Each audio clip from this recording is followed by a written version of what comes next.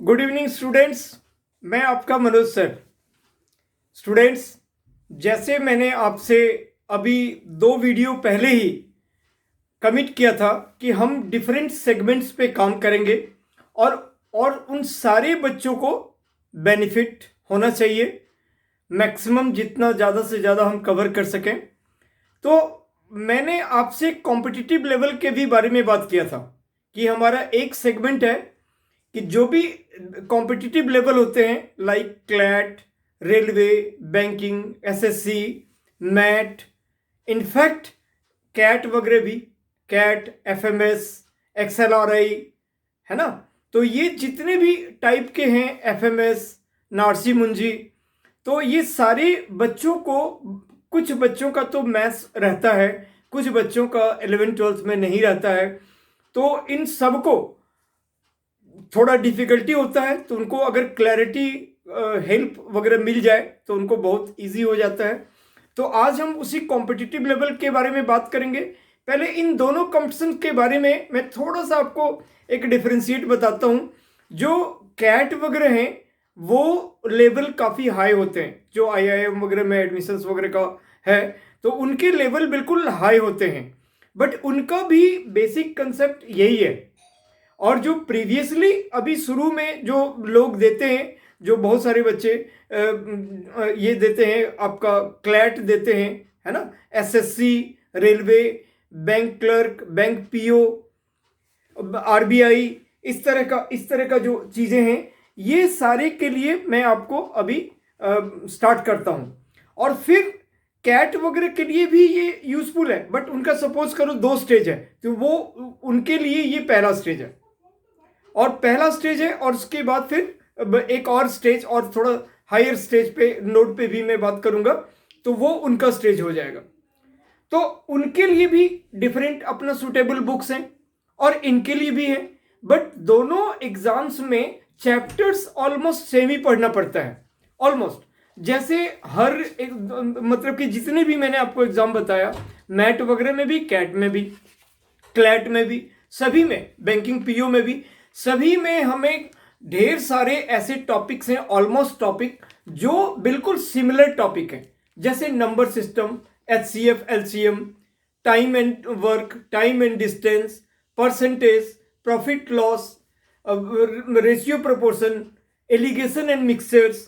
तो इस तरह के जितने भी टॉपिक हैं ये दोनों में हैं, और इस दोनों में है speed, average, problem on numbers, surds, indices, partnership, chain rule, pipe and cisterns, boat and streams, alligation and mixture, simple interest, compound interest, logarithm, area, surface volume and area, races and games, calendar, clock, stock and shares, ये सब जितनी भी चीज़ें हैं, permutation and combination, probability, time discount, banker's discount, height and distance, odd man odd out, तो ये जितने भी चीज़ें हैं वो सभी कॉम्पिटिटिव एग्जाम्स में हैं, जो इन जितने के मैंने आपको डिस्कस किया, चर्चा किया, ये जितने भी टॉपिक हैं, और ये इन टोटलिटी देखा जाए तो ये 40 टॉपिक हो जाते हैं।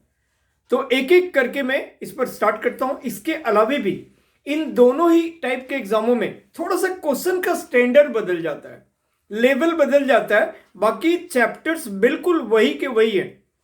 सारे एग्जामों में यही चैप्टर्स पढ़ना पड़ता है और सभी में। इसके अलावे हमें कुछ और भी, डीआई, डेटा इंटरप्रेटरशिप, है ना, इंटरप्रिटेशन, डेटा सफिशिएंसी, तो डीआई, डीएस, लॉजिकल रीजनिंग, ये सारी चीज़ें भी हमें सब में पढ़ना पड़ता है। तो मैं जो लेवल 1 के लिए जितने भी एग्जाम बताया, उसके लिए ऐसे क्वांटिटिव एप्टीट्यूड का आरएस अग्रवाल का बुक वैसे प्रेफर करता हूं, क्योंकि इसमें बहुत सारे कंसेप्ट्स, एग्जाम्पल्स और बहुत सारे क्वेश्चंस बनाने के लिए भी हैं। इसके अलावे भी अदर चीज़ें रहता है, किसी का जीएस रहता है, कोई जनरल इंग्लिश रहता है। तो जो पहला लेवल मैंने बताया कॉम्पिटिटिव लेवल, उनके लिए अगर आप ये बुक रेफर करते हो तो बहुत बढ़िया बुक है। और इसके अलावे जो मैंने दूसरा लेवल बताया, सेकंड लेवल बताया, और इसके साथ ही ये पहले लेवल में मैट वगैरह का भी बुक आती है स्पेशली, तो सब में, लेकिन इसमें मैट वगैरह वाली में बहुत कम कम एग्जांपल्स दिए हुए हैं। वैसे अरिहंत का बुक अच्छा होता है, राइट। और कैट वगैरह के लिए मैं कैट वगैरह के लिए ये जो quantitative aptitude by Sarvesh Kumar Verma है, CAT, XAT, IIFT, SNAP, Narsee Monjee, GMAT, GSAT, FMS, ये सारे के लिए इस तरह ये बुक जो है वो बिल्कुल परफेक्ट है। वो बच्चे भी वीडियोस को देखो, खूब इंटरेस्ट लो, क्योंकि आपको भी यहीं से पढ़ना होता है। इनका 50% जाके रुक जाता है। सपोज हमने 1% से स्टार्ट किया, 0% से, इनको मैं ले जाऊंगा 60% पे और आपको ले जाऊंगा और आगे बढ़ा दूंगा, तो 60 से आपको 100% तक ले जाऊंगा। तो ये दोनों में डिफरेंस है, बट पहले आपको यही 60% पढ़ना ही पढ़ना है, पढ़ना ही पढ़ना है, ठीक है। तो ये चीजें हैं। तो एक तो ये सर्वेश कुमार वर्मा वाली बुक है, मैं पहले लेवल वाले को भी इस तरह के बुकों से पढ़ाता हूं, इस तरह के बुक से।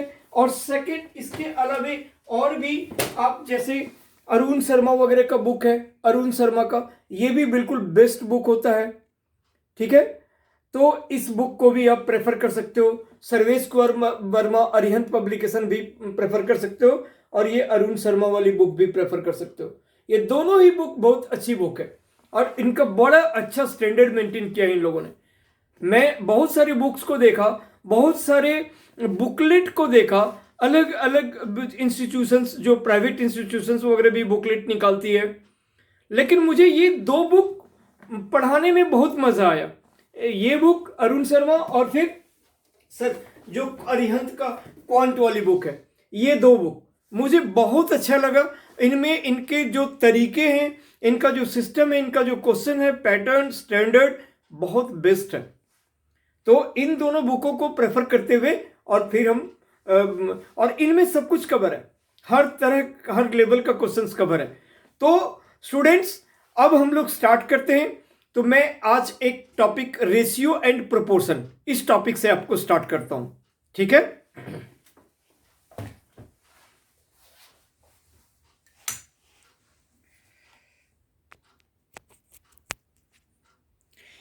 Ratio, proportion and variation.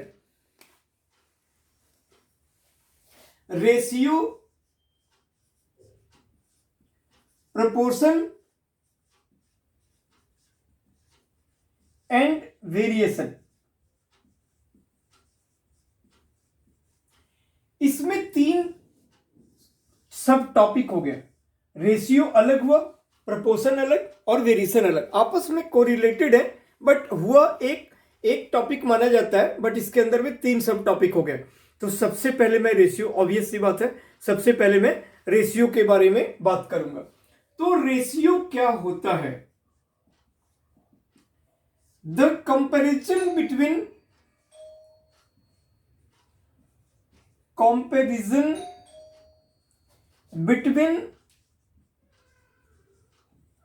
two quantities in terms of magnitude is known as ratio.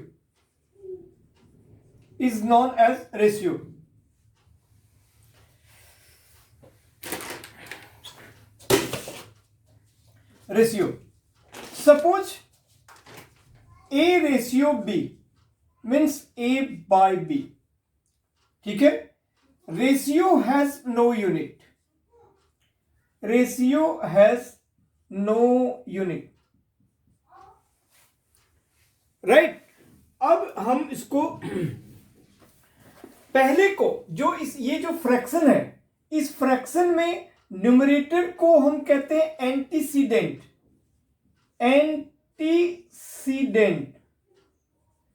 और डिनोमिनेटर को कहते हैं consequent,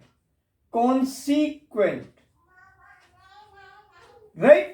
So the comparison between two quantities in terms of magnitude is known as ratio. Ratio is denoted by A ratio B. A ratio B means A by B, and the numerator is known as antecedent, and denominator is known as consequent, and ratio has no unit. Now we discuss about some properties of ratio, right? So let's say now we discuss about some properties of ratio.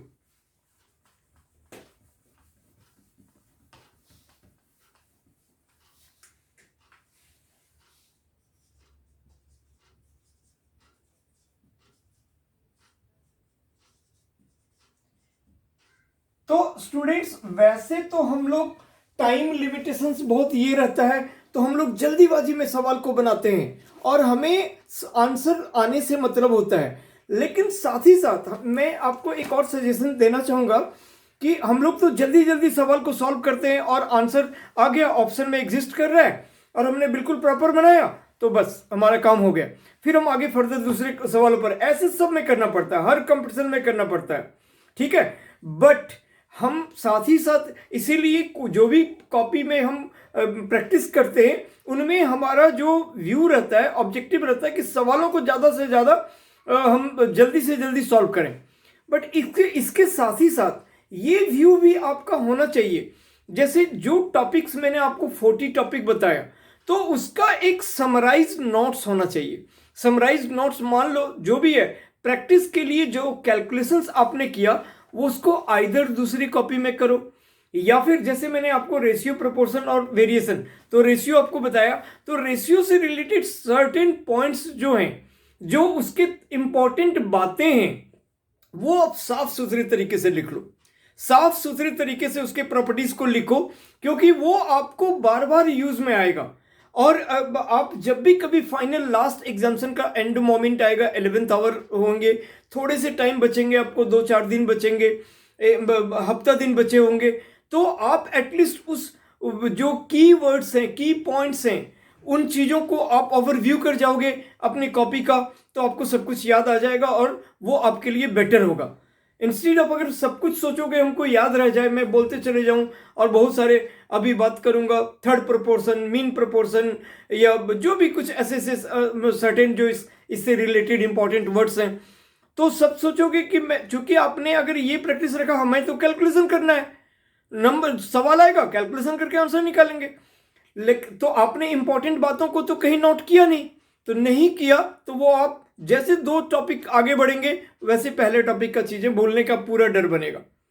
तो इसीलिए एक copy आपको ऐसा रखना चाहिए जिनमें आप बिल्कुल इंपॉर्टेंट तथ्य को नोट करो कि ये मेन बातें हैं और सर ने डिस्कस किया हुआ था, तो हम इस तरह की बातों को ध्यान में रखेंगे, तो उसको आपको इग्नोर बिल्कुल नहीं करना चाहिए। तो तैयारी की शुरुआत हर बच्चे को एक कॉपी में साफ सुथरे ये सारी बातों को लिखना चाहिए, दूसरी कॉपी में आप उसको प्रैक्टिस करो, ठीक है। तो अब हम आते हैं प्रॉपर्टीज ऑफ रेशियो। अगर हम पहला प्रॉपर्टीज ये कहता है कि अगर कोई भी रेशियो है उसमें अगर एक सर्टेन कांस्टेंट या कोई भी नंबर से मैं न्यूमरेटर और डिनोमिनेटर में मल्टीप्लाई करूं तो there is no change, the ratio is same. Obvious सी बात है, अगर मेरा a अपॉन b है और अगर मैं स्मॉल k एक कांस्टेंट है उससे मल्टीप्लाई कर दिया तो k a upon k b has the same result as of a by b, right. तो पहला एकदम बहुत छोटी छोटी बातें हैं, लेकिन धीरे धीरे छोटी छोटी बातें बड़ी बातें को जोड़ते चले जाता है। तो पहला पॉइंट है the value of a ratio does not change. पहला पॉइंट मैं आपको लिख देता हूं, the value of a ratio does not change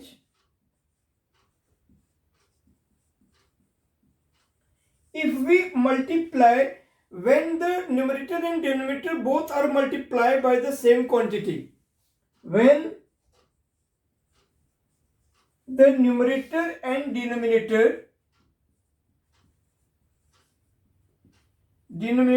are multiplied by the same quantity.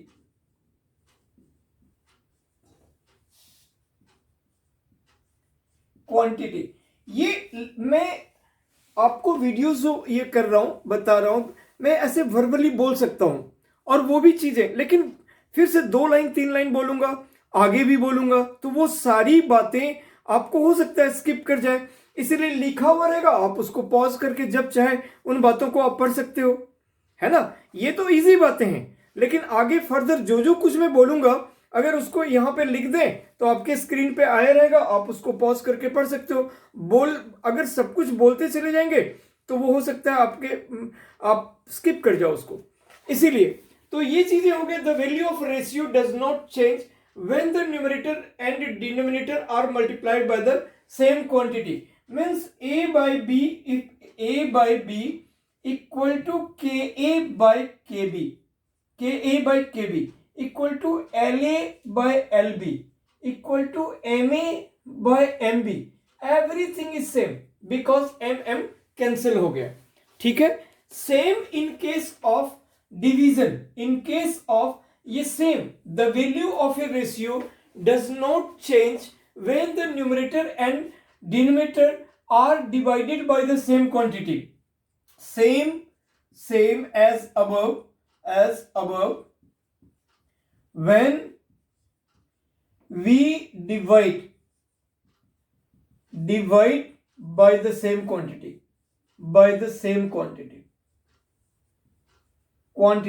it means a by k equal to b by k, a by b equal to a by k equal to b by k equal to l by a या a by l, है ना, a by l equal to b by l और a by m equal to b by m और etc. so on। तो अगर कोई fraction, अगर कोई रेशियो में कोई सर्टेन कांस्टेंट से मल्टीप्लाई या डिवाइड करते हैं तो रेशियो में कोई चेंज नहीं आता है, रेशियो सेम होता है, राइट। ये दो प्रॉपर्टीज आपने देखा। अब थर्ड प्रॉपर्टीज क्या है कि the ratio of two fractions can be express in terms of integers. अगर हमारा दो फ्रैक्शन है और उसका भी अगर हम रेशियो निकालेंगे तो वो इंटीजर्स में आएगा, राइट। तो the ratio of two fraction, the ratio of two fractions can be written in terms of integers.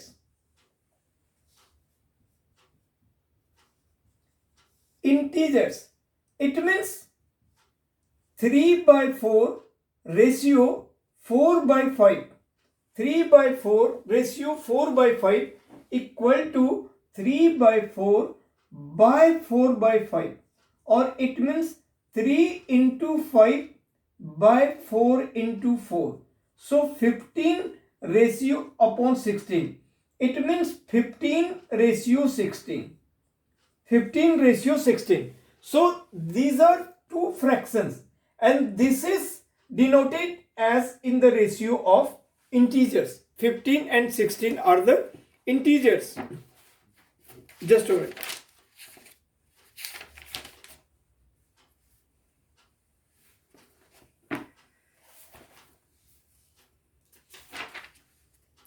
Now next properties.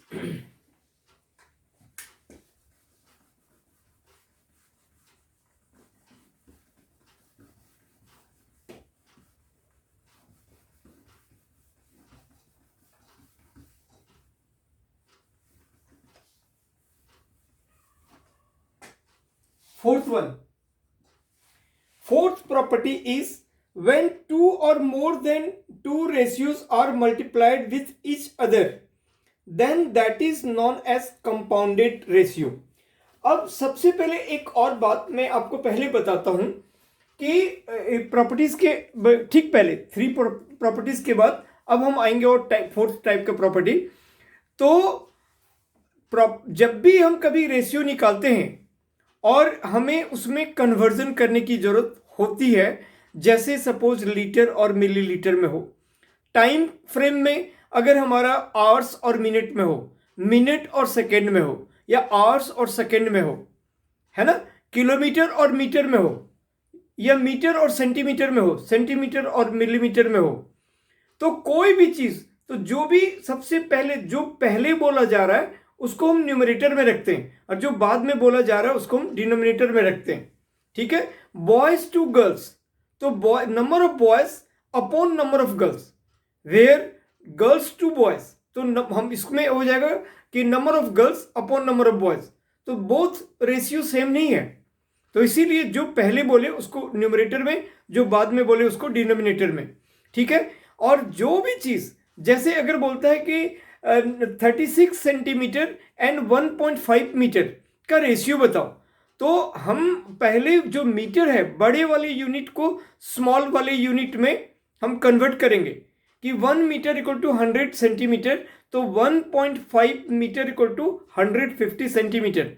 अब अगर हमारे पास 36 सेंटीमीटर पहले दिया हुआ था, तो therefore ratio equal to 36 centimetre upon 150 centimetre, तो सेंटीमीटर दोनों कट गया क्योंकि रेशियो का तो कोई यूनिट होता नहीं है, तो 36 अपॉन 150, और ये रिड्यूस होके जो फ्रैक्शन में आया फिर उसको रेशियो में आंसर कर देंगे, दिस रेशियो दिस आंसर।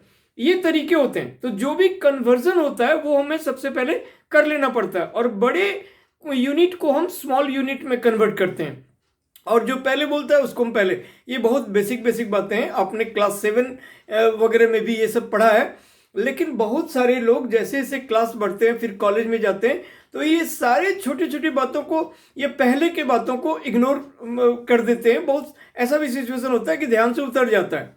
तो वही चीजें के लिए अभी आपको शुरुआती तरीके से हम लेके चल रहे हैं, और फिर आगे बिल्कुल कैट के लेवल में हम बात करेंगे सारी बातें।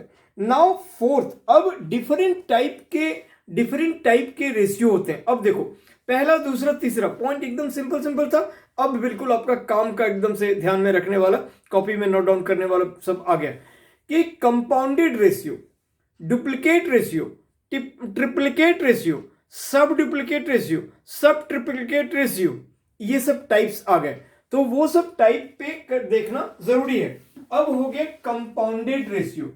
First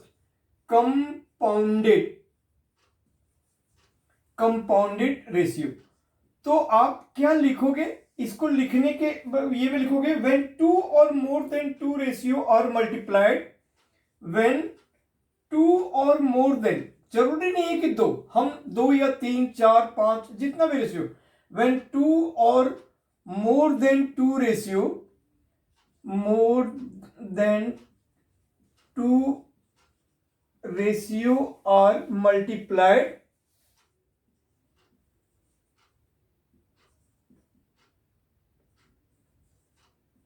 then it is known as compounded ratio with each other, then it is called compounded ratio.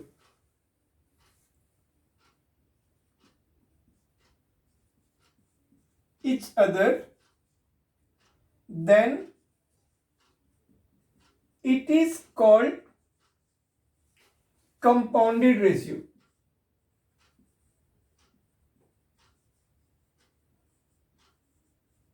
Compounded ratio, like A ratio B, A upon B, है ना, into C upon D into E upon F, तो ये A C E upon B D F are the compounded ratio, right. So अगर कोई भी ratio अगर आपका यहां पे 2/3 हो, और 4/5 हो, 7 कुछ भी हो, 2 हो, जो भी है, तो आप इसको अगर कुछ कट सकता है तो काट दो, और नहीं कट सकता है तो ये हो गया 28/15।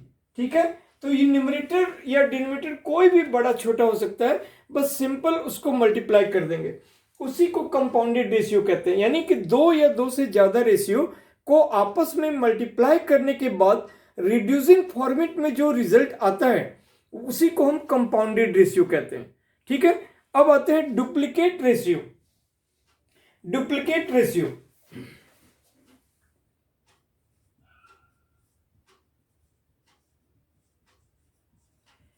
Duplicate ratio of A by B क्या होगा, A by B into A by B, मतलब उसको एक और बार उसी से डुप्लीकेट कर दो और मल्टीप्लाई करो।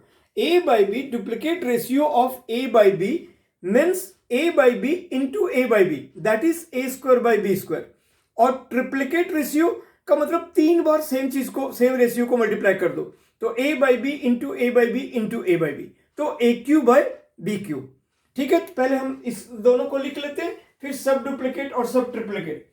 तो when the ratio is compounded with itself, it is called duplicate ratio. when the ratio is compounded by itself, it is called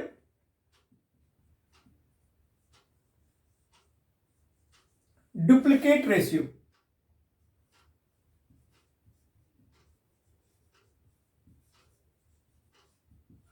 Right? So duplicate ratio of a by b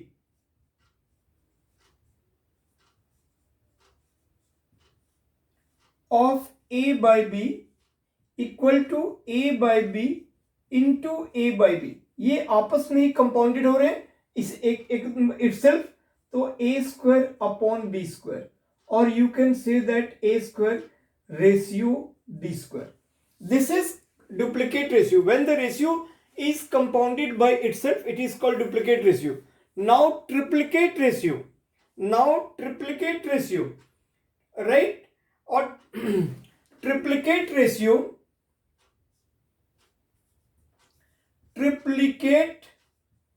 ratio means of a by b equal to it multiplied 3 times. Duplicate means it multiplied 2 times, a by b into a by b into a by b, that is equal to aq by bq, or you can say that aq ratio bq. This is triplicate ratio. Now what about subduplicate ratio? Duplicate and triplicate, heading यहां लिख दो, triplicate ratio. हमने duplicate और triplicate ratio के बारे में पढ़ा, अब हम पढ़ेंगे सब डुप्लीकेट और सब ट्रिप्लीकेट। अगर मैं सब डुप्लीकेट का मतलब हो गया इसका अंडर रूट, सब ट्रिप्लीकेट का मतलब हो गया इसका क्यूब रूट। ठीक है, तो अब लिखो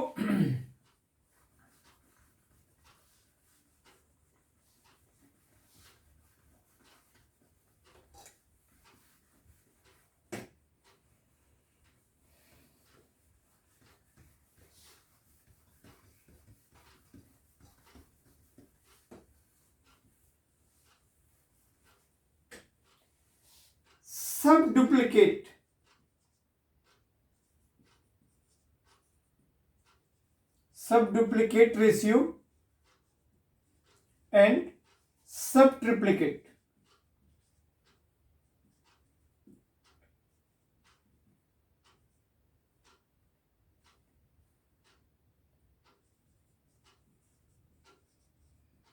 sub duplicate and sub triplicate ratio. तो sub duplicate ratio of a by B equal to under root A B. ठीक है, of sub duplicate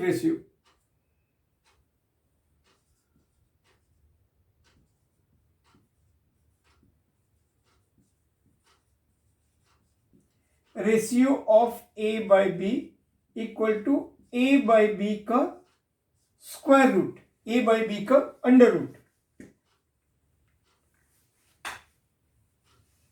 a by B का अंडर रूट, इसको हम लोग a बाई बी का पावर हाफ भी कहते हैं। और सब ट्रिप्लीकेट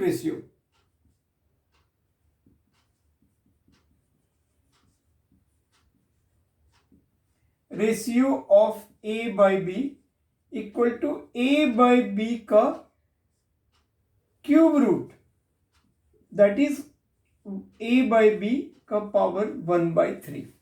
ठीक है, अब हम लोग क्यूब रूट और स्क्वायर रूट फोर्थ रूट, ये सब किसको कहते हैं, उसका भी एक एग्जांपल ले लेते हैं, राइट।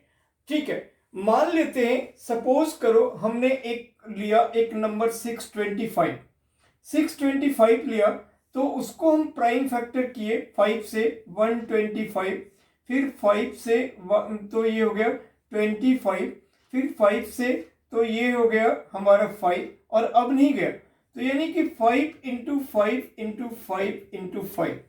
तो जब हम इसके बारे में स्क्वायर रूट के बारे में बात करेंगे, स्क्वायर रूट है ना, स्क्वायर रूट के बारे में बात करेंगे, तो यानी कि दो दो के बदले में आप एक एक पेयर एक एक लोगे, तो 5 इंटू 5, यानी कि अगर मैं आपसे पूछूं कि 625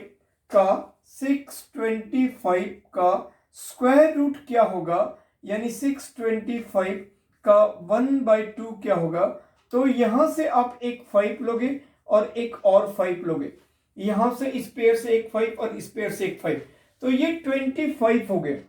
अगर आपने इसका क्यूब रूट लिया, अगर आपने इसका क्यूब रूट यानी कि यहां पे 3 है, तो 625 का पावर 1/3, तो आपने 3 पेयर के बदले में एक निकाला, ये 3 पेयर के बदले में 3 5 के बदले में ये, तो ये हो गया 5, और ये वाली 5 का क्यूब रूट नहीं निकल पाया, तो उतना इंटू 5 का पावर 1/3 ये रह गया। या फिर आप कह सकते हो ये वाला सिंगल 5 इंटू इस वाले 5 का क्यूब रूट, इस वाले 5 का क्यूब रूट, ऐसे भी कह सकते हो। और अगर आपने 625 का फोर्थ रूट निकाला, तो आप इसको 625 का 1/4, यानी 4 नंबर के बदले में एक नंबर निकलेगा जो कि 5 होगा। ऐसा क्यों हुआ, क्योंकि सपोज अगर हम क्यूब रूट में बात करें, तो इसको हम 5 क्यूब, ये जो अगर मैं क्यूब रूट के बारे में बात करूं, तो हम लिख सकते हैं ना 625 को 5 इंटू 5 इंटू 625 को हम लोगों ने 5 इंटू 5 इंटू 5 इंटू 5 ऐसा कह दिया, तो दैट मीन्स कि ये 5 का पावर 3 और इसका क्यूब रूट है, तो 3 के बदले और का पावर 1/3, और एक सिंगल जो है वो सिंगल पावर का पावर 1/3, तो ये पावर पावर आपस में मल्टीप्लाई हो जाता है, तो ये 5 हो गया, और इनटू ये वाला 5 का क्यूब रूट रह गया। ऐसे हम लोग कोई भी अदर एग्जांपल्स भी और ले सकते हैं, जिनका हम स्क्वायर रूट, क्यूब रूट और फोर्थ रूट अगर और पॉसिबल आगे निकल पाया, फिफ्थ रूट, हर नंबर का हर रूट नहीं निकलता। आप ऐसे कोई भी 1 to 9 6 ले लो, चाहे और भी अदर नंबर ले लो, उसका आप कोई भी एग्जांपल ऐसे second root, third root, fourth root वगैरह निकाल के देख सकते हो, ठीक है। तो उसी तरह जैसे आपका 1 to 9 6 लोगे, तो उसका स्क्वायर रूट 36 आएगा। 1 to 9 6 अगर एक दूसरा नंबर हमने ले लिया, 1 to 9 6, आप ऐसे प्राइम फैक्टर निकालोगे और इसका स्क्वायर रूट के बारे में बात करेंगे तो 36 आएगा। और अगर मैं 1 to 9 6 का क्यूब रूट के बारे में बात करूंगा, तो 6 और क्यूब रूट ऑफ 6 इंटू 6 का पावर 1/3 ये आएगा। और अगर 1 to 9 6 का फोर्थ रूट लूं, तो ये हमारा 6 आएगा, ठीक है। तो इस तरह से और कोई सा भी नंबर का हम लोग, और इसमें भी फोर्थ रूट से आगे नहीं निकल पाएगा, तो हम लोग कोई सा भी इस तरह का और एग्जांपल लेके इनका देख सकते हैं। तो ये सब चीजें हैं, ये सब बहुत बेसिक बेसिक बातें हैं। और इसके बाद अब आपका हम आते हैं सवाल पे। तो सवाल सबसे पहले आपको मैं स्टार्ट करता हूं कि जैसे बहुत इजी क्वेश्चंस पहले हैं कि find the ratio of 25 to 40। बहुत शुरू में एकदम सिंपल क्वेश्चन है, तो 25/40 करेंगे और रिड्यूसिंग फॉर्मेट में ले आएंगे। Second, find the ratio of 90 centimetre to 1.5 metre. तो इसको जैसे हम करते हैं, तो हमने क्या देखा, 90 सेंटीमीटर पहले लिखा हुआ है, तो 1.5 मीटर को भी हम सेंटीमीटर ही लिखेंगे, राइट।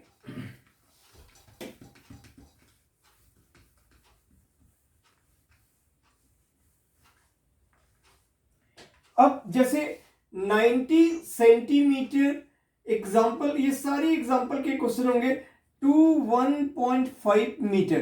तो अब आप इसको लिख सकते हो 90 सेंटीमीटर अपॉन 150 सेंटीमीटर।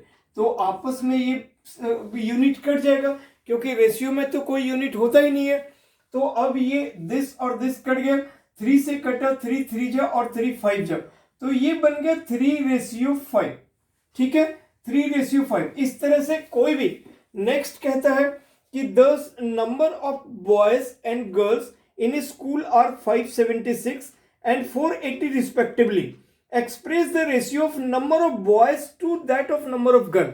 तो फिर number of boys upon number of girl, तो 576 अपॉन 480, फिर इसको काट के, जिससे भी, अगर आपको बड़े नंबर से काटने से आपको दिक्कत हो तो छोटे नंबर से 2 से काट लो, क्योंकि दोनों इवन नंबर है। फिर और आगे और काटो, है ना, छोटा छोटा बनाओ, रिड्यूसिंग फॉर्मेट में करो। और जहां से और नहीं कटे, आपको साथ ही साथ आपको पता होना चाहिए कि कुछ नंबर डायरेक्टली आपको कोई 2 3 5 7 9 से नहीं कटता है, तो आपको 13 17 19 23 इन बातों को भी देख लेना चाहिए। इन बातों को भी देख, क्योंकि अगर आपको इसके टेबल को ध्यान नहीं करोगे, मैं टेबल को लर्न करने के लिए नहीं कह रहा हूं, बट वो भी देख लेना चाहिए, क्या 17 से, क्या 19 से, 23 वगैरह से कट रहा है। क्योंकि अगर आपका ऑप्शन होगा और आप बोलोगे कि नहीं ये वाला ऑप्शन तो हो ही नहीं रहा और कट भी नहीं रहा, तो दोनों बातें पॉसिबल नहीं है। अगर वो और रिड्यूसिंग फॉर्मेट में है तो जरूर किसी न किसी नंबर से कट रहा है, वो आपको चेक करना है। ठीक है, तो बिल्कुल सिंपल क्वेश्चन हो गया कि number of boys upon number of girls. फिर नेक्स्ट कहता है Shukla earns 14,000 per month and Mishra earns 18,000 per month, find the ratio of Shukla salary and Mishra salary. दोनों रुपये में ही है, कोई कन्वर्जन नहीं है, तो शुक्ला की सैलरी अपॉन मिश्रा की सैलरी कर देंगे, तो ये जो रेशियो आएगा कट के वो आंसर हो जाएगा। नेक्स्ट कहता है out of 144 person working in office 56 are men and remaining are women. तो पहले 144 पर्सन में से 56 को माइनस कर देंगे, है ना, 56 मेन है, तो रिमेनिंग कितना हो गया, 144 माइनस 56, ये कितना आ जाएगा, ये 88 आएगा। तो देयरफॉर अब हमको जिसका रेशियो पहले बोल रहा है उसको पहले लिखेंगे कि find the ratio of number of women to number of man. तो पहले आपको ऊपर में नंबर ऑफ वुमेन लिखना पड़ेगा, तो 88 अपॉन 56, और 88 और 56 को काट देंगे, जो आएगा वो आंसर हो जाएगा। तो ये सब बहुत ही इजी छोटे से क्वेश्चंस हैं। नेक्स्ट क्वेश्चन कहता है a person earns ₹1200 per day and spend ₹800, find the ratio of saving to expenditure. अब देखो आपके पास ये क्या कह रहा है, ये नेक्स्ट क्वेश्चन कहता है a person earns ₹1200 per day. तो अर्निंग यानी इनकम, अर्निंग कह लो चाहे इनकम कह लो, ये नेक्स्ट एग्जांपल है, ये इक्वल टू ₹1200 है, ₹1200। और कहता है कि पर day and spend ₹800, and spend मतलब एक्सपेंडिचर, ये है हमारा ₹800। इसका मतलब सेविंग्स क्या आ गया, सेविंग्स क्या आ गया, 400 हो गया। तो अब तीनों बातें हमें मालूम है, और हमें ये भी एक चीज, वैसे एक रूल क्या है, इन तीनों का एक रूल क्या है, तो income equal to expenditure plus saving, है ना। तो ये बातें हमें पता होना चाहिए, इनकम इक्वल टू एक्सपेंडिचर, जितना पैसा इनकम हुआ उसमें जो एक्सपेंडिचर और सेविंग को जो अगर हम मिला दें तो वो इनकम हो गया। अब इनमें जिनका रेशियो निकालने के लिए कहेगा उसको हम पहले रखेंगे। तो यहां पे हमारा क्वेश्चन है कि find the ratio of saving and expenditure. तो सेविंग एंड एक्सपेंडिचर का मतलब हो गया कि 400 अपॉन 800, राइट। तो ये 20 कट गया, ये 1/2, यानी 1:2। ये आपका आंसर आ गया, ठीक है। अब ये कहता है बहुत छोटा चीज, 1/6 रेशियो 1/8, 1/6, 1/6 रेशियो 1/8। इसका रिजल्ट बताओ। इसका मतलब क्या हुआ? 1/6 अपॉन 1/8। और इसका मतलब कि ये जब मेन डिवीजन है तो 1/6 डिवाइडेड बाय 1/8 है। तो डिवाइड को अगर इंटू करूंगा तो उसके बाद वाला जो फ्रैक्शन है वो चेंज हो जाएगा। तो ये 1/6 इंटू 8/1 हो जाएगा। और जब बीच वाला मेन डिवीजन हो तो जिसको जैसे याद रखना हो, first into fourth upon second into third. अगर बीच वाला मेन डिवीजन हो तो फर्स्ट इंटू फोर्थ पहला चौथा के साथ मल्टीप्लाई हो जाएगा और दूसरा तीसरा के साथ। या यूं कह लो 1/6 डिवाइडेड बाय 1/8 है, तो इंटू करूंगा तो 8/1 हो जाएगा। अब इसको रिड्यूसिंग फॉर्मेट में काट दो, ये 3 हो गया, 4 हो गया, तो ये हो गया 4:3। आंसर को फिर आपको रेशियो में ही छोड़ना है, ठीक है। अगर कभी ऐसा दिया तो आप इसको इस तरह से आंसर छोड़ सकते हो, 4:3। नेक्स्ट, अगर आपको मिक्स फ्रैक्शन में दिया, सपोज 2/1/3। अभी तो हम थोड़े इजी सिंपल क्वेश्चंस हमें मिल रहा है, आगे चलकर बिल्कुल और सारे आपको कंसेप्चुअल क्वेश्चंस ऐसे मिलेंगे। तो जिनको मैंने पहले बताया कि ये सारे लेवल 1 वाले जितने भी कॉम्पिटिटिव एग्जाम्स हैं, ये सब चीज आप अगर पढ़ के जाओगे, बहुत सारे। अब इसी पे अभी 25 क्वेश्चन इसी बुक में है, एक सिंगल बुक में, शुरू में रेशियो के ऊपर में, और फिर आर.एस. अग्रवाल वाले में है। और आर.एस. अग्रवाल वाले में बनाने के लिए 86 क्वेश्चन है, रेशियो, प्रोपोर्शन, वेरिएशन तीनों मिलाकर 86 क्वेश्चन है। ऐसे अगर मैं दूसरे टॉपिक के बारे में बात करूं, अगर मैं परसेंटेज के बारे में बात करूं, तो उसमें 300 क्वेश्चन हैं। तो 300 क्वेश्चन हैं, तो इस तरह से आपको बहुत प्रैक्टिस के लिए आएगा। तो नेक्स्ट है 2/1/3, 2/1/3 रेशियो 3/1/2, 2/1/3 रेशियो 3/1/2। तो बड़ा ही सिंपल इजी। हमें क्या करना चाहिए कि इसको मल्टीप्लाई करो, 3 2 6, 7/3, 7/3 रेशियो 6 7/2। अब आप देखो ये बिल्कुल इसी टाइप का बन गया। तो फ्रैक्शन का भी रेशियो एक इंटीग्रल वैल्यू देता है, एक इंटीजर देता है, जो हमने प्रॉपर्टीज में पढ़ा भी। अब यहां पे 7/3 रेशियो 7/2 मीन्स 7/3 डिवाइडेड बाय 7/2, तो इंटू 2/7, 7 कट गया तो 2:3, राइट। अब इसका तीसरा पार्ट है, तो इसका थर्ड पार्ट है, हाँ, अगर हमारे पास 3 रेशियो हो, अगर हमारे पास अभी जब भी हम बात कर रहे थे शुरू से अभी तक हमारे पास 2 रेशियो के बारे में हम बात कर रहे थे। अब अगर A ratio B ratio C हो, सपोज वो अगर फ्रैक्शन में हो, तो वो क्या रेशियो देगा, क्या रिजल्ट देगा। तो हम लोग बात करते हैं, इसको मैं मिटाता हूं जरा।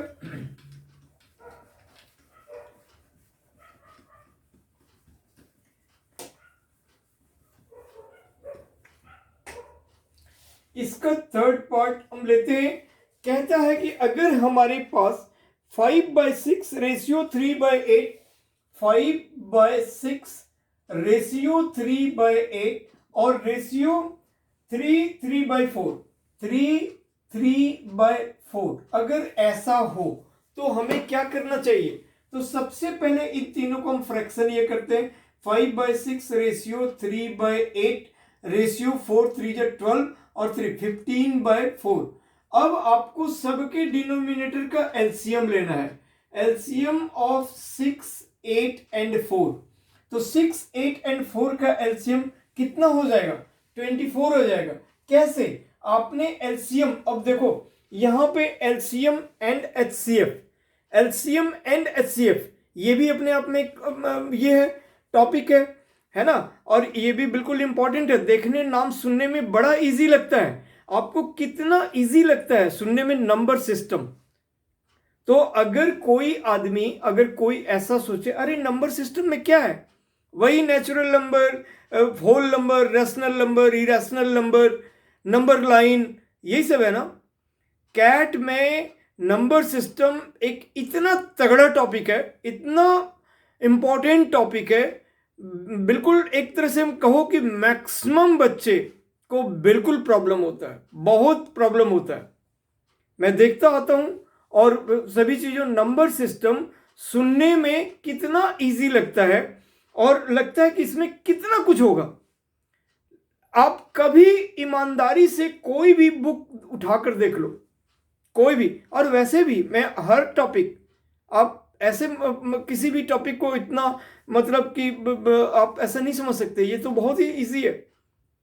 नंबर सिस्टम में इतना कुछ मटेरियल दे रखा है कि आपको मैं क्या बताऊं। पहले क्वेश्चन ही अगर आप समझ जाओ तो यही अपने आप में इतने लंबे लंबे बड़े बड़े क्वेश्चंस होते हैं और कितने घुमा के देते हैं क्वेश्चंस, और बहुत कुछ। एलसीएम एचसीएम में भी ऐसा है, परसेंटेज में भी है, टाइम वर्क में भी ऐसा है, टाइम डिस्टेंस में भी ऐसा है। तो जब आप कंसेप्चुअली कोई चीज तैयार होगे ना तो आपको सब बड़े आराम से समझ में आएगा, सब बड़े आराम से अटेम्प्ट ले सकते हो, टाइम फ्रेम में कंप्लीट कर सकते हो, सब कर सकते हो। ठीक है, तो अगर आप, इसीलिए मैंने कहा कि एक कॉपी पे आप बिल्कुल सिस्टमेटिक तरीके से जो मेन मेन चीजें हैं उसको आपने शुरू में लिख लिया, उसके बाद आप करो ना प्रैक्टिस। अब हम जब से एग्जांपल शुरू किए हैं फटाफट करो। लेकिन उसके पहले भी जो मैंने बात किया आपसे, एटलीस्ट कंपाउंड मैंने आपको बात किया, छोड़ो इनको भी, इन पॉइंट को भी, कि मल्टीप्लाई करते हैं डिवाइड करते हैं तो सेमी आता है, बोलोगे ये तो बड़ा कॉमन सी बात है। बट आपको बहुत सारे को कंपाउंडेड रेशियो किसको कहते हैं, डुप्लीकेट, ट्रिप्लीकेट, सब डुप्लीकेट, सब ट्रिप्लीकेट, इतना ही हम आप नोट करके रखो ना। और इसी तरह इतना ही इंपॉर्टेंट बात को नोट करो। उसके बाद एक पेज में, 1.5 पेज में आ गया, अब आप फटाफट सवाल दूसरी कॉपी में बनाना शुरू करो। बट ये चीजें नोट करके रख लो, क्योंकि जैसे ही ये टॉपिक रिवाइज करोगे तो ये बड़ा अहम होगा। और क्वेश्चंस बहुत बढ़िया बढ़िया क्वेश्चंस भी आपको मिलेगा। मैं इन्हीं दोनों, अरुण शर्मा और जो ये वाली बुक जिससे भी मैं लेके चल रहा हूं, इन्हीं में कोई भी टॉपिक पर इतने अच्छे अच्छे क्वेश्चंस हैं, इतने बढ़िया बढ़िया क्वेश्चंस हैं, और वो सब क्वेश्चंस आते हैं एग्जाम में। और 10 ईयर 15 ईयर में जो एग्जाम में क्वेश्चंस आए हुए हैं ना, वो इन लोगों ने दिया है कि इस ईयर में ये क्वेश्चंस आए हुए थे, समझे। खैर, तो एलसीएम एचसीएफ वो हमने बहुत प्राइमरी शुरू के क्लासों में पढ़ा, फिर आकर 10th में भी पढ़ा, है ना। तो इस तरह से मैं आपको छोटा सा, चलो उसको रिव्यू करता हूं, और रिव्यू करने के बाद यही छोटा सा नंबर आ गया तो हम इसको एक जरा बात कर लेते हैं छोटा सा, उसके बाद फिर में आते हैं। अगर हम 684 इसका अगर हम एलसीएम निकालते, एलसीएम के बारे में अगर हम बात करते हैं, इसको मिटाता हूं क्योंकि ये दोनों तो आपने समझ ही लिया। और अब मैं एक जरा आ जाता हूं यहां पे एलसीएम और एचसीएफ का। ठीक है, तो ये तो बहुत ही सिंपल, बहुत ही इजी नंबर है। मैं इसी को एग्जांपल के तौर पर लेता हूं। तो देखो, सबसे पहले सारे नंबर का प्राइम फैक्टर कर लो। तो ये हो गया 2 से दिया 3, बस इसको हम 2 into 3 लिख सकते हैं बस। अब दूसरा नंबर है 8, आप बहुत छोटे छोटे नंबर से डिवाइड कर दो। 2 से दिया आपने ऐसे, और फिर 2 से दिया, ये हो गया, तो आप इसको 2 into 2 into 2 लिख सकते हो। तीसरा नंबर है 4, आपने 2 से दिया तो ये 2, तो आप इसको 2 into 2 लिख सकते हो। तो ये तो आपका 2 into 3 हो गया।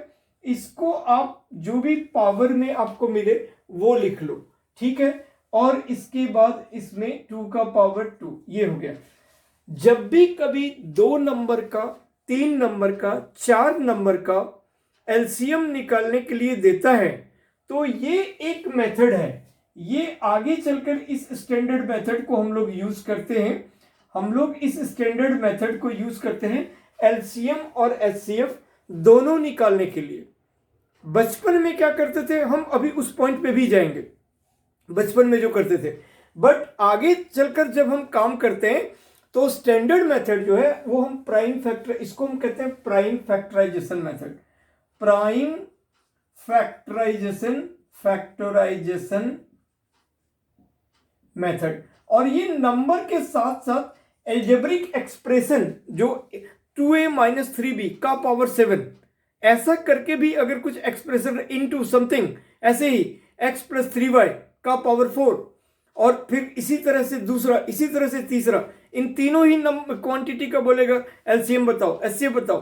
तो सब कुछ आप ऐसे पावर में जब आप फाइनली ले आओगे तो आप उसके बाद एलसीएम एचसीएफ बहुत इजीली बता सकते हो।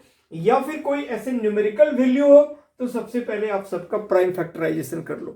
प्राइम फैक्टराइजेशन करके जो आया ऐसे, अब हम अगर आते हैं इसके एचसीएफ पे तो हम देखते हैं कि इन तीनों में अगर 4 रहेगा तो चारों में कौन सा ऐसा नंबर है जो कॉमन है।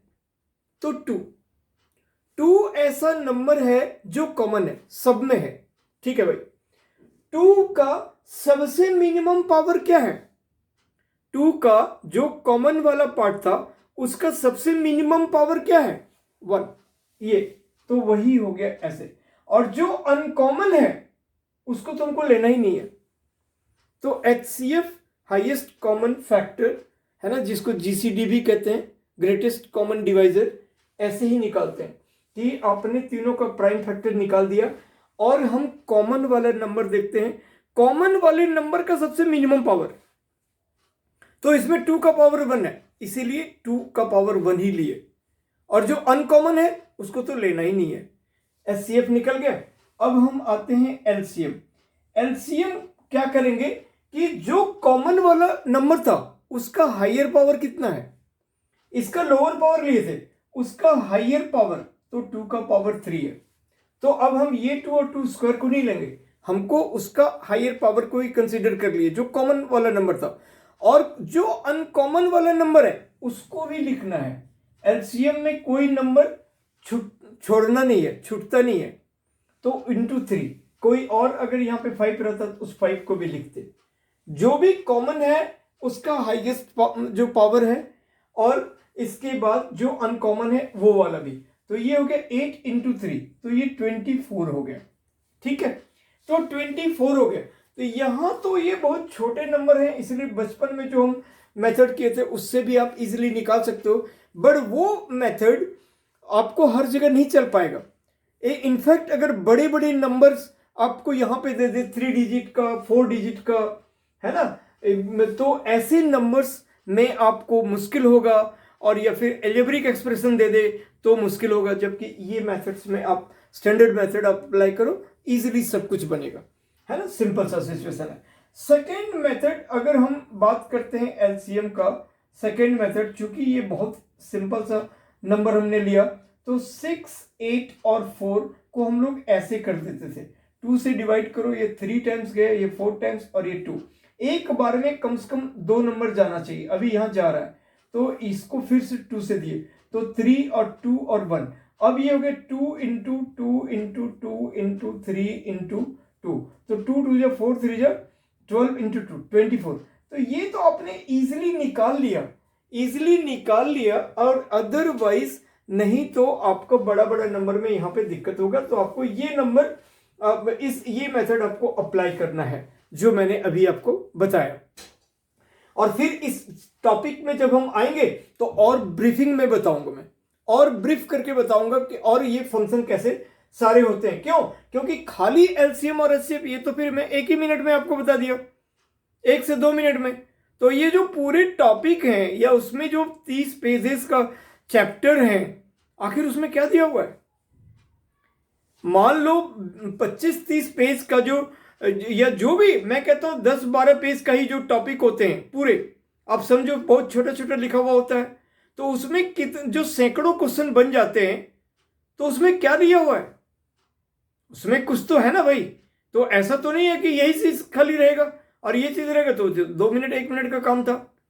तो उन्हीं चीजों को और मैं ब्रीफिंग बताऊंगा। 10th क्लास में भी इनफैक्ट एचसीएफ एलसीएम आपने पढ़ा, उनमें भी बहुत कुछ था, मैंगो ट्रीज और ये वो ऐसे ऐसे वेरियस काइंड का एग्जांपल था। तो यही चीज हम करते हैं। और एचसीएफ के लिए क्या करते हैं, 2 छोटे वाले को हम डिवाइड करते हैं, है ना। तो 4 से किए, एक बार गया 4 हो गया, 2 बचा, 2 से फिर ये 4 को किए, 2 बार गया, ये 4 हुआ। अब जो सबसे लास्ट ये वाला नंबर आया, इससे फिर हम बड़े वाले को करेंगे। 2 से फिर 8 में ये 4 टाइम्स गया, ये 8 हो गया, तो यही वाला 2 आंसर हो गया। देयरफॉर एचसीएफ की अगर हम बात करेंगे तो ये 2 हो गया, और अगर हम एलसीएम की बात करेंगे, आंसर तो दोनों में सेम ही आएगा, तो ये 24 हो गया, राइट। तो ठीक है, अब मैं इसको यहां पे इरेज कर रहा हूं।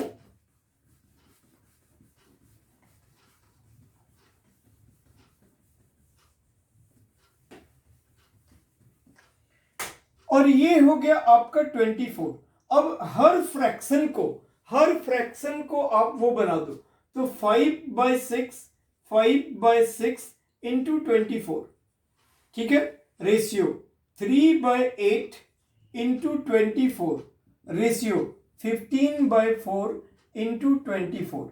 हर रेशियो को जो उसका कॉमन लेके ये आया, क्योंकि इन तीनों का रेशियो बनाना है, ठीक है। तो 6 4 जा और 8 3 जा और 4 6 जा, ये कटेगा ही कटेगा सारा।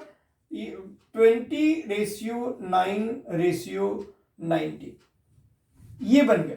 इसका जो रेशियो था उसका जो इक्विवेलेंट हमारा 20/9/90, वो जो कन्वर्जन था वो चीजें हमारा हो गया, ठीक है। नेक्स्ट क्वेश्चन कहता है divide 14 toffee among Ankita and Anshul. 14 toffee among Ankita and Anshul. तो देखो, ये हमारा अंकिता है, अंकिता, और ये अंशुल है, अंशुल। और इन रेशियो ऑफ 5/7, ये दोनों में किस रेशियो में बोलता है?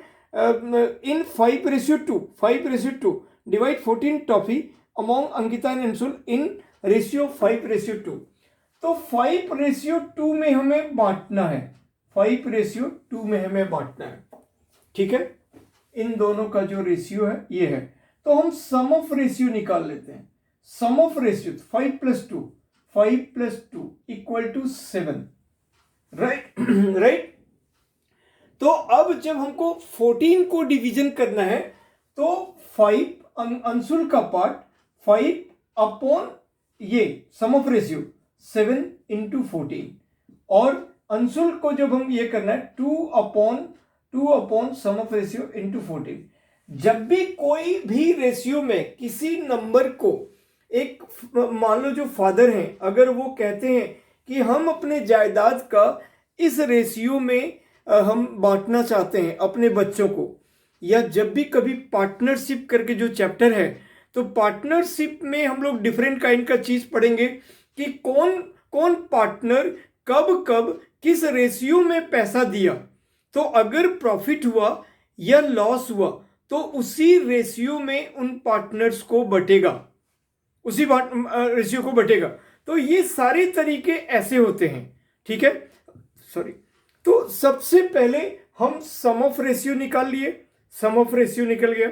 उसके बाद पहला वाला part upon sum of ratio into जितना को डिवाइड करना है, जितने पैसे को, चाहे जितने नंबर्स को, आइटम्स को। तो ये 5/7 इसका पार्ट था, 5 पार्ट, और अपॉन 7 इंटू हमारा जितने को डिवाइड करना है, और फिर इसका था 2, तो 2 अपॉन 7 इंटू। अब ये हो गया 7 2 जा, तो हो गया 10, और रेशियो ये 2 4। तो बोलोगे सर इसका रिड्यूसिंग भी तो वही हुआ। हाँ जी, वो तो होगा ही होगा, वो एक टाइप ऑफ इक्विवेलेंट रेशियो ही तो निकलता है, ठीक है। तो जो निकलता है वो भी एक उसका हमारा गिवन का इक्विवेलेंट रेशियो ही होता है। तो ऐसे ही डिवाइड करने का तरीका है, ठीक है। तो इस तरह से अब अगर 2 से ज्यादा, मान लो अगर हमारे पास तीन ऐसे नंबर हैं, अभी हमने लिया 2 नंबरों में 5/2 था, और उसको हमको 14 को डिवाइड करना था। सपोज करो अब हम तीन नंबर ले रहे हैं, A ratio B ratio C, A ratio B ratio C, ये हमारे पास 3 नंबर हैं। और 3 नंबर को हमें किस रेशियो में? 1/2/4, 1/2/4 में दिया हुआ है, 1/2/4, 1/2/4, और 70 रुपीज को डिवाइड करना है 1/2/4 में। क्वेश्चन क्या कहता है कि ये 3 boys are aged 2 years, 4 years and 8 years. They want to divide 70 rupees in the ratio of their edges, जैसा एज है वैसा ही 2, 4 और 8 ईयर है, ठीक है।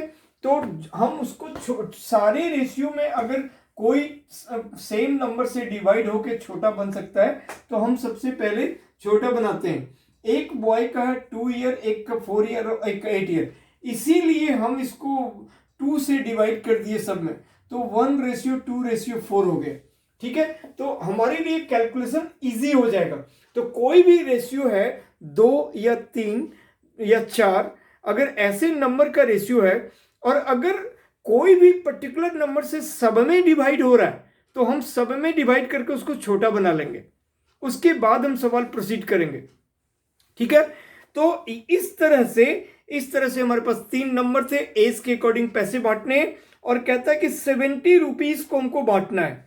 तो अब आप कैसे करके उसका रेशियो आएगा, तो हमको we have to divide 70 rupees. तो सम ऑफ रेशियो हमने निकाला, तो 1 + 2 + 4 दैट इज इक्वल टू 7, ठीक है। अब इसका पार्ट ये हो जाएगा 1/7 into 70 rupees, ratio 2/7 into 70, ratio 4/7 into 70।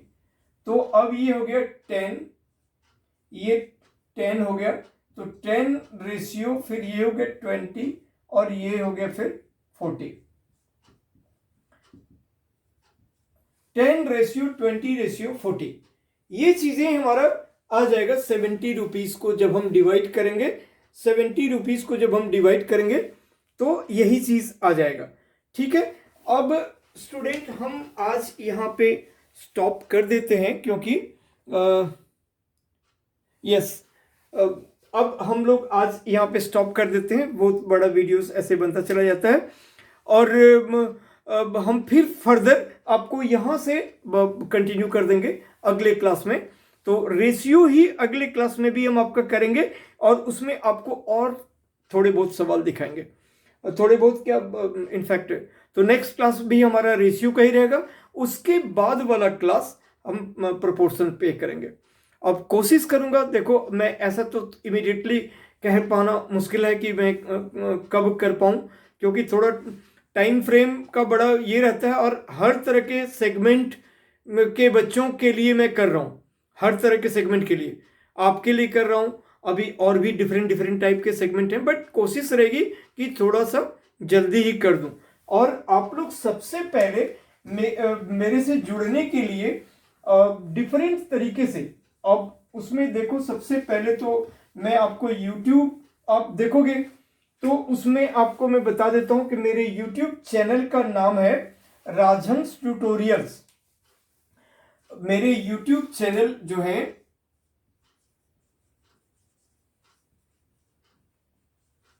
का नाम है राजहंस ट्यूटोरियल, ठीक है। आप अगर आप गूगल में कभी भी सर्च करते हो मनोज कुमार राजहंस या फिर राजहंस ट्यूटोरियल्स,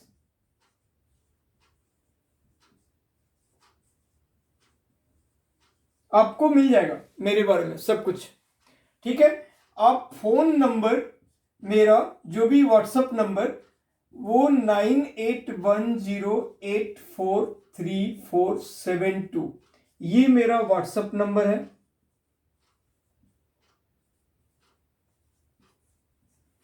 ठीक है। तो आप मैथ्स के लिए मैं हर सेगमेंट, आप जब YouTube में हर सेगमेंट 9, 10, 11, 12 मैंने सब बताया हुआ है, लास्ट दो पिछला वाला वीडियो सब वही सब था। 9, 10, 11, 12 और कॉलेज के लिए जितने कोर्सेज होते हैं, कॉम्पिटिशन्स के लिए जितने होते हैं, पोस्ट ग्रेजुएट के लिए जितने होते हैं, इंजीनियरिंग के लिए होते हैं, जेई के लिए होते हैं, हर चीज़ों का मैं मैथ का, स्टैट्स का, ऑपरेशन रिसर्च का हर एक लोगों के लिए वीडियो डाल रहा हूँ। हर एक बच्चों मतलब इस टाइप के सेगमेंट जिनको जो भी कॉम्पिटिशन्स दें, चाहे वो कॉलेज में पढ़ रहे हो, चाहे वो प्रोफेशनल कोर्स कर रहे हो, चाहे वो पोस्ट ग्रेजुएट में पढ़ रहे हो, चाहे बीटेक में पढ़ रहे हो, चाहे एमटेक में पढ़ रहे हो, कुछ भी कर रहे हो, मैथ उनका वन ऑफ द सब्जेक्ट है, तो मैं उनके लिए वीडियोस बना के डालूंगा। बस आप ये समझ लो, इंजीनियरिंग कर रहे हो, एनडीए में हो, कुछ भी कर रहे हो, आईएएस की तैयारी कर रहे हो, उनके लिए भी जो जीमेट कर रहे हो, फॉरेन जाना है, सेट है, जीमेट है, जीआरई है, कोई भी कंपटीशन, मैं तकरीबन बच्चों को जो कॉलेज में मैंने आपको बता ही दिया, बीकॉम है, ये जितने भी टाइप के हैं, उनका मैथ्स, स्टैट्स, ऑपरेशन, रिसर्च पे मैं वीडियोस डाल रहा हूं और आप सब लोग इससे फायदेमंद होंगे। तो इस तरह से आपको मेरा यही राजहंस ट्यूटोरियल्स यूट्यूब पे चेक ये करना है। गूगल में अगर आप मेरा नाम या राजहंस ट्यूटोरियल डाल सकते हो, ये मेरा व्हाट्सएप नंबर है। अगर आप फेसबुक पेज से जुड़े हो, आप मेरे, अगर आपका फेसबुक पेज से जुड़े हो, आप मुझे फ्रेंड्स के लिए भेज सकते हो। तो मनोज राजहंस ये मेरा पर्सनल ये है, पर्सनल फेसबुक का ये है, और राजहंस ट्यूटोरियल ये मेरा प्रोफेशनल है। राजहंस ट्यूटोरियल्स ये मेरा प्रोफेशनल फ्रेंड्स है। आप इनमें किसी से भी आप ये कर सकते हो। आपको अगर मेल वगैरह ये करना है तो आप जो भी है मनोज _ राजहंस